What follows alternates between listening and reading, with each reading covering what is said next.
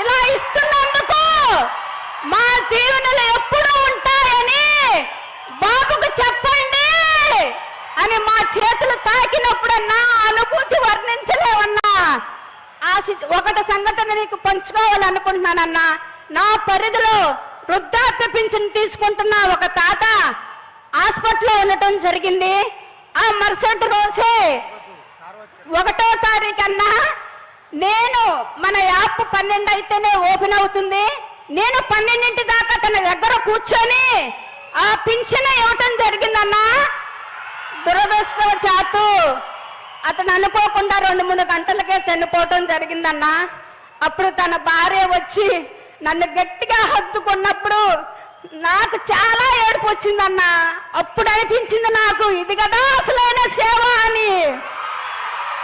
అన్నా అలాగే నా పరిధిలో చాలా మందికి రైస్ కార్డులు లేవన్నా. కానీ మన ప్రభుత్వం వచ్చినాక వాళ్ళకి రేషన్ కార్డులు ఇచ్చినప్పుడు, రైస్ కార్డులు ఇచ్చినప్పుడు వాళ్ళు పొందిన ఆనందం అంతా ఇంత కాదన్నా. ప్రతి నెల రైస్ తీసుకుంటున్నప్పుడు అక్క మీ వల్లే ఇది మాకు సాధ్యమైంది అన్నప్పుడు ఆ సంతోషానికి అడ్డులు లేవన్నా. అన్న ఒక్క మాటలో చెప్పాలంటే తల్లి గర్భంలో ఉన్న శిశువు దగ్గర నుంచి వాళ్ళకి వృద్ధాప్యం వచ్చే వరకు ఏ వయసుల్లో ఏమేమి అవసరమో ఒక తండ్రిగా, తల్లిగా, అన్నగా గుర్తించి సంక్షేమ పథకాలను వాళ్ళ చేతుల్లో పెడుతున్నప్పుడు ఇలాంటి సీఎం గారిని ఎవరు వదులుకుంటారన్నా? ఎవరు వదులుకుంటారన్నా?